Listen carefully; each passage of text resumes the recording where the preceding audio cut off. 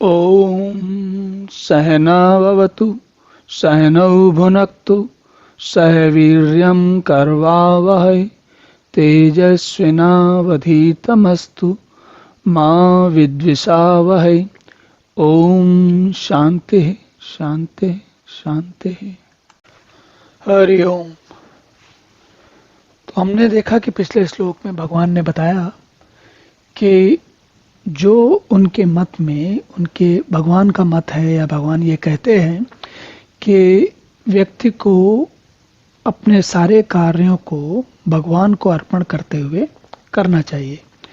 और उन्होंने अर्जुन से कहा है कि संपूर्ण कर्मों को मुझ में अर्पण करके निराशी निर्मम होकर, निराशी मतलब आशा रहित और निर्मम मतलब ममता रहित।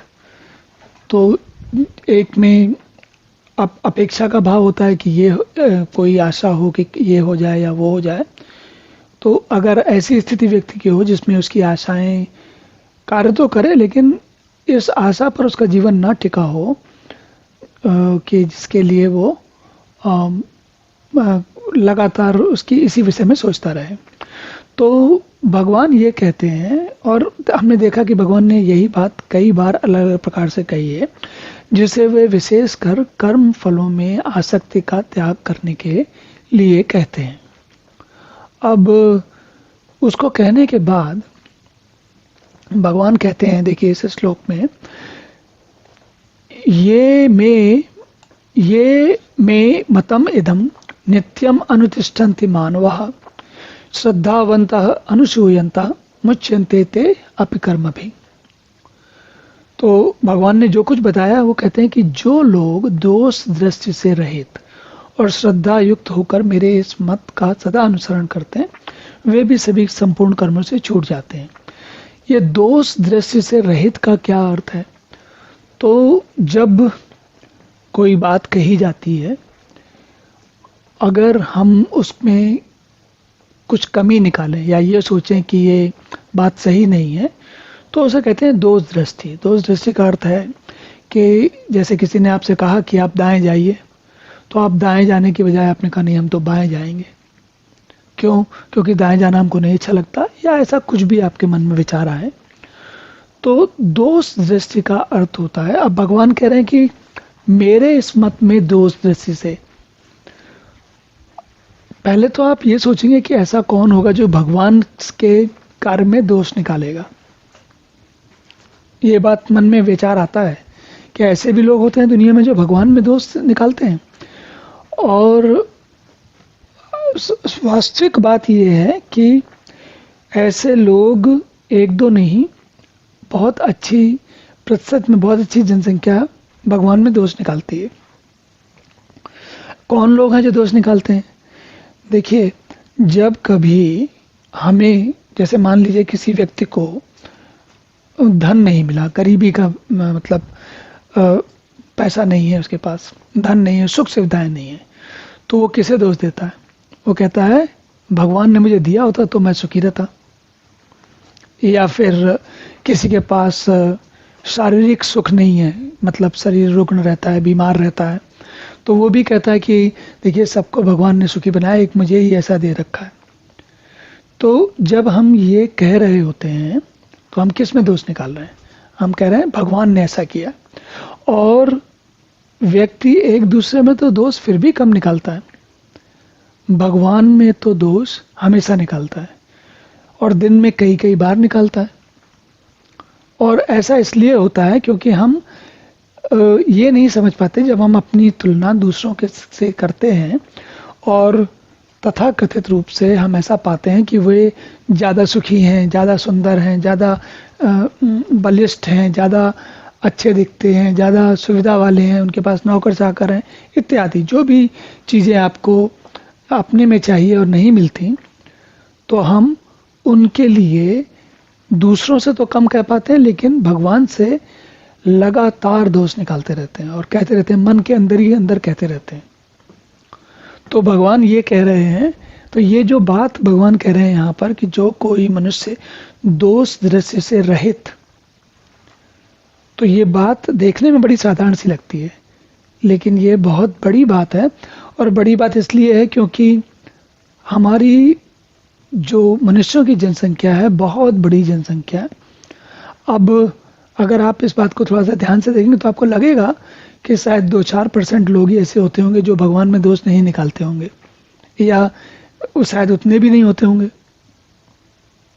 तो इसीलिए भगवान यहाँ पर कह रहे हैं कि दोष मत देखो। क्यों नहीं देखो? भगवान में दोष मत देखो, या भगवान में दोष, या भगवान के इस मत में दोष। कौन सा मत? कि समस्या क्या है? व्यक्ति अपने आप को कर्ता समझता है। वो समझता है कि जो कुछ मैं चाहूंगा वो कर लूंगा। और इस आधुनिक युग में पिछले 30-40 सालों में, विशेषकर जब से हमारा देश स्वतंत्र हुआ, उसके बाद धीरे धीरे सबके मन में ये भाव बैठ गया है कि कोई भी कुछ भी चाहे तो कर सकता है। असीम संभावनाएं हैं और कोई भी कुछ भी कर सकता है। तो जब आप सोच कर देखिए कि अगर आपके जो जीवन के लक्ष्य हैं, गोल हैं, वो इतने बड़े हों कि मैं कुछ भी कर सकता हूं, और आपको आजकल तो सिखाया जाता है कि कोई भी कुछ भी कर सकता है, पर आप सोच कर देखिए कि अगर कोई भी कुछ भी कर सकता हो तो क्या हर आदमी बिल गेट्स बन सकता है? कोई भी कुछ भी कर सकता हो तो क्या हर व्यक्ति माइकल फेल्प्स बन सकता है, जो इतना विश्व प्रसिद्ध तैराक थे? तो ऐसा नहीं, संभव नहीं है। लेकिन पहले तो हम खुद गलत सोचते हैं। आगे बढ़ने के लिए, प्रेरणा देने के लिए ऐसी बातें कही जाती हैं, और उनका लाभ है। ऐसा नहीं है कि प्रेरणा नहीं दी जानी चाहिए, लोगों से कहा नहीं जाना चाहिए, ऐसा कुछ नहीं, कहा जाना चाहिए और प्रेरणा भी दी जानी चाहिए। लेकिन समस्या ये है कि हर चीज़ का एक स्थान होता है। तो अगर 15, 16, 18 साल का जो नवयुवक या नवयुवती है, उससे आप आगे बढ़ने के लिए उसको बहुत सारी चीज़ें बताते हैं और बहुत सारे उत्साहवर्धन बातें करते हैं। लेकिन अगर 45 या 50 या 60 साल की आयु का व्यक्ति भी ऐसा सोच रहा है कि मैं कुछ भी कर सकता हूं, तो समस्या किसके लिए खड़ी होने वाली है? उस व्यक्ति के लिए। उसे कोई कह नहीं रहा है, कहा उससे 50-40 साल पहले गया था, लेकिन वो याद अब भी करके बैठा हुआ है। तो जो ये हमारा एक स्थिति होती है कि हम सोचते हैं कि हम कुछ भी कर सकते हैं, और कौन कर सकता है? तो उस स्थिति में हम कर्ता अपने आप को मान रहे हैं, क्योंकि हम सोचते हैं कि कर्ता हम हैं, इसलिए हम कर सकते हैं। भगवान ने पिछले श्लोक में यही बात कही कि कर्ता अपने आप को मत मानो और सारे कर्मों को मुझ में अर्पण करके। कर्मों को अर्पण करने का अर्थ ये है कि तुम कर्ता हो ही नहीं। इस विचार में क्यों? ये विचार में ही त्रुटि है, इसी में समस्या है। आपको पूरे मन से काम करना है, लेकिन ये भी ध्यान रखना है कि कर्ता आप नहीं है। कर्ता मतलब जब आपकी, जैसे आप ये सोच सकते हैं कि भाई मैं अपनी बुद्धि से किसी कठिन समस्या पर उसका हल निकाल रहा हूं, तो क्या मैं कर्ता नहीं हूं? नहीं, यहां पर इस संदर्भ में उस बुद्धि से किसी कठिन समस्या का हल निकालने के लिए आप कर्ता हैं। लेकिन आपको ये भी समझना चाहिए कि उसके लिए पहले आपको तीव्र बुद्धि मिली, कुशाग्र बुद्धि मिली, कोई ऐसी समस्या आपके सामने लाई गई। हर व्यक्ति के सामने तो कोई समस्या नहीं लाई जा सकती, तो वो स्थिति कैसे बनी?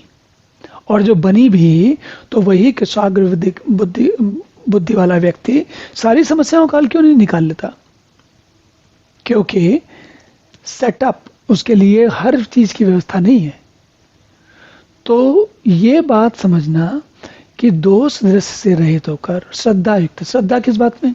श्रद्धा इस बात में कि हम को लगातार अपने आप को ध्यान दिलाना पड़ता है, श्रद्धा रखनी पड़ती है इस बात में कि भगवान ने जो कहा कि कोई भी जो कर्म कर रहे हो उसके कर्ता तुम स्वयं नहीं हो। मतलब हो लेकिन नहीं हो। कैसे हो? जैसे आप अगर एक उदाहरण समझिए, मैं बोल रहा हूं अभी, तो बोलते समय क्या मैं कर्ता नहीं हूं? निश्चित रूप से करता हूं, लेकिन इस कर्ता का अर्थ ये नहीं है कि मैं अब किसी भी सब विषय में कुछ भी कभी भी बोल सकता हूं।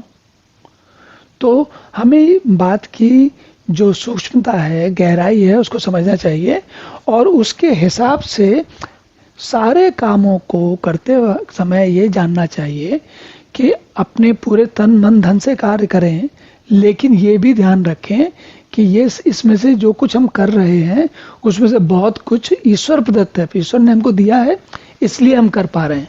जैसे अगर भगवान ने तीव्र बुद्धि दी है तो वो आपको मिली हुई है, आपने खुद नहीं पैदा कर लिया। आप थोड़ा बहुत उसको प्रयास करके थोड़ा बहुत उसका परिमार्जन कर सकते हैं, उसकी सफाई कर सकते हैं, उसको थोड़ा साफ कर सकते हैं।